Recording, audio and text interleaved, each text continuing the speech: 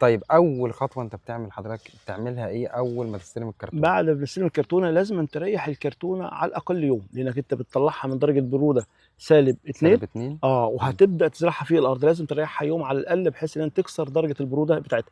بعد ما مم. تكسر درجه البروده بتاعتها بتبدا تفحص الشتلات، اذا كان الشتلات ديت فيها اعداد كبيره اعداد رفيعه بتبدا تفرز الشتلات، بتفيها كل دي فئه عماله لوحدها. مدربه بقى عند حضرتك ده لازم، بتشتغل ده لابد، الموضوع ده؟ طبعا، وبنفسنا واقفين على الشتله. مم. بعد ما بنطمن ان الشتله كويسه، نبدا نعمل لها نجهزها، بنعمل لها عمليه قص للجذور.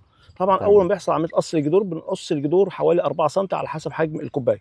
طبعا لما بيحصل قص الجذور بيحصل جرح في الجذور، فبيكون مم. عرضه لنمو اي فطريات. هي بتبقى جايه معقمه، بس ممكن تحصل عندك اصابه بالفطريات على اساس ان انت عملت جرح في الجذر، فبنقدر نحطها تاني في مطهر فطري حضرتك مناسب. بتعقمها تاني؟ لازم تعقم تاني. تمام. حلو وبنبدا بقى قوي. نزرعها عن مم. طريق اول حاجه عماله مدربه. تاني حاجه بتبدا تجيب ال الادوات بتاعتها. الكوبايات لازم تكون لاول مره، في ناس بتزرع في الكوبايه مره واثنين، لا مم. خالص، لازم الكوبايه اول تكون مره لاول طالعه لي من مره. المصنع على طول؟ لازم من المصنع، وممكن تعقمها تاني.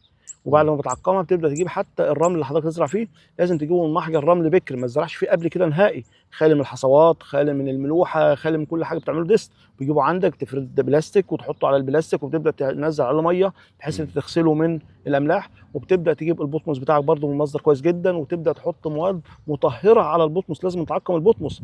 وبعد كده بتعقم بتعمل. حضرتك البطمس لازم، والرمله في طبعا الخلطه؟ لازم لابد. حلو قوي. لازم تحط مطهرات فطريه عليها، وبتبدا تحط برضو بعض المغذيات عليها، سواء عناصر كبرى او عناصر صغرى بنسب معينه، بحيث ان الرمله اصلا لما تجي لك من المحجر بتكون رمله فقيره جدا، فالنبات هيشتغل ازاي؟ طيب اه الكلام دوت بيتزرع في خلال قد ايه؟ انا العقله جات لي من بره مصر اهو، هزرع في خلال قد ايه؟ هي تستحمل معاك لحد مثلا 4 5 ايام، بس احنا تقريبا بنسيبها يوم واحد بس، يوم وبنبدا واحد وتزرع تاني يوم ونبدا على تاني طول؟ يوم على طول نزرع فيها. مهم جدا. حلو قوي.